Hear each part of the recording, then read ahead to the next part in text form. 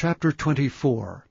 When a man hath taken a wife and married her, and it come to pass that she find no favor in his eyes, because he hath found some uncleanness in her, then let him write her a bill of divorcement, and give it in her hand, and send her out of his house.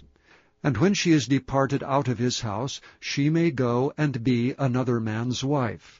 And if the latter husband hate her, and write her a bill of divorcement, and giveth it in her hand, and sendeth her out of his house, or if the latter husband die, which took her to be his wife, her former husband which sent her away may not take her again to be his wife, after that she is defiled, for that is abomination before the Lord. And thou shalt not cause the land to sin, which the Lord thy God giveth thee for an inheritance.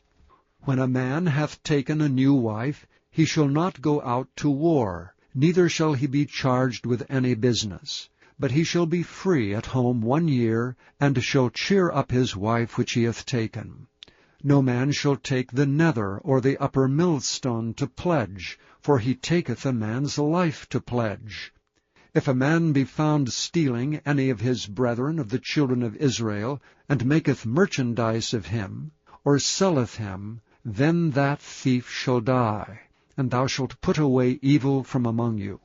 Take heed in the plague of leprosy, that thou observe diligently, and do according to all that the priests the Levites shall teach you, as I commanded them, so shall ye observe to do. Remember what the Lord thy God did unto Miriam by the way, after that ye were come forth out of Egypt. When thou dost lend thy brother anything, thou shalt not go into his house to fetch his pledge. Thou shalt stand abroad, and the man to whom thou dost lend shall bring out the pledge abroad unto thee. And if the man be poor, thou shalt not sleep with his pledge. In any case thou shalt deliver him the pledge again when the sun goeth down, that he may sleep in his own raiment, and bless thee, and it shall be righteousness unto thee before the Lord thy God. Thou shalt not oppress an hired servant that is poor and needy, whether he be of thy brethren, or of thy strangers that are in thy land within thy gates. At his day thou shalt give him his hire, neither shall the sun go down upon it. For he is poor, and setteth his heart upon it, lest he cry against thee unto the Lord, and it be sin unto thee. The fathers shall not be put to death for the children, neither shall the children be put to death for the fathers.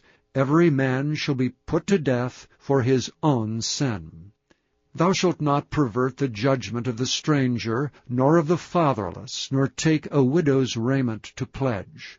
But thou shalt remember that thou wast a bondman in Egypt, and the Lord thy God redeemed thee thence. Therefore I command thee to do this thing. When thou cuttest down thine harvest in thy field, and hast forgot a sheaf in the field, thou shalt not go again to fetch it. It shall be for the stranger, for the fatherless, and for the widow, that the Lord thy God may bless thee in all the work of thine hands. And when thou beatest thine olive tree, thou shalt not go over the boughs again. It shall be for the stranger, for the fatherless, and for the widow. When thou gatherest the grapes of thy vineyard, thou shalt not glean it afterward.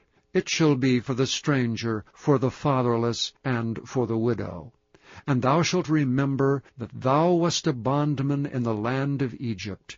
Therefore I command thee to do this thing.